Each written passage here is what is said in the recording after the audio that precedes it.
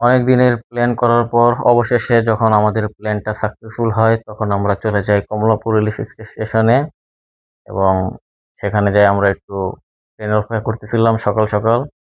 মূলত আমাদের 6টা 30-এর ট্রেন ছিল সিলেটের উদ্দেশ্যে। আমরা একটু আগেই চলে গেছিলাম। আর এখানে দাঁড়ায় দাঁড়ায় আমরা ট্রেনের অপেক্ষা করতেছি।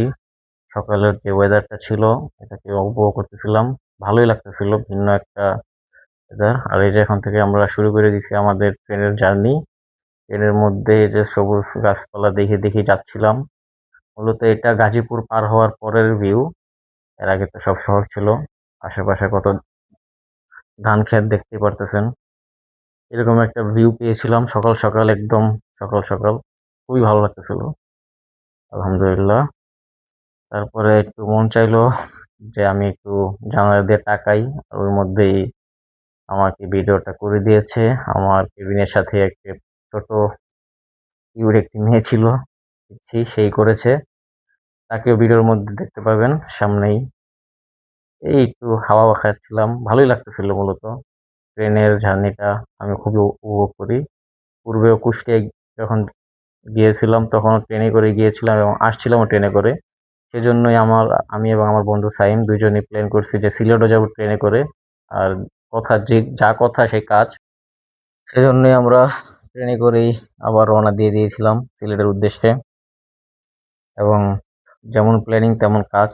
আর আমি একটু হাওয়া বাতাস খাচ্ছি, ভালো লাগতেছে। মূলত ঘুরতে চাইলে ট্রেনে ঘোরাটাই বেস্ট।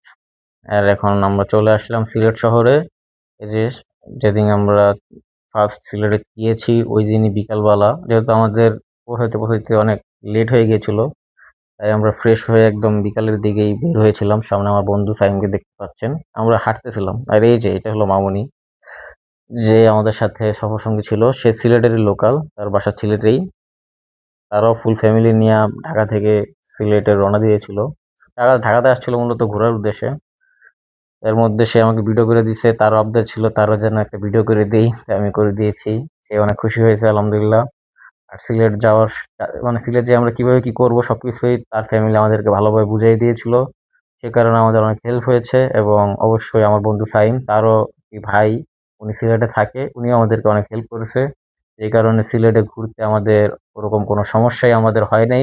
যেহেতু আমাদেরকে দিক নির্দেশনা দেওয়ার জন্য অনেক লোক ছিল, মানে আমাদেরকে ভালো ভালো দিক নির্দেশনা তারা দিয়েছে।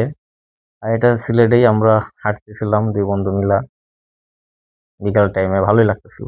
তারপর আমরা যে দরগায় চলে আসলাম, শাহজালাল শাহ রহমতুল্লাহ আলাইহ। তারপরে আবার হোটেল চলে গেছে, আবার রাত্রে বের হয়েছিলাম অনেক রাত্রেই, তখন একটু হাঁটাচলা করলাম, জমজমাট থাকে সব সময়। আপাতত আমার এই এই ভিডিও এই পর্যন্তই। সামনে আরো 1-2টা পার্ট আমি নিয়ে আসবো ইনশাল্লাহ, সাথে থাকবেন। আসসালামু আলাইকুম রহমতুল্লাহ।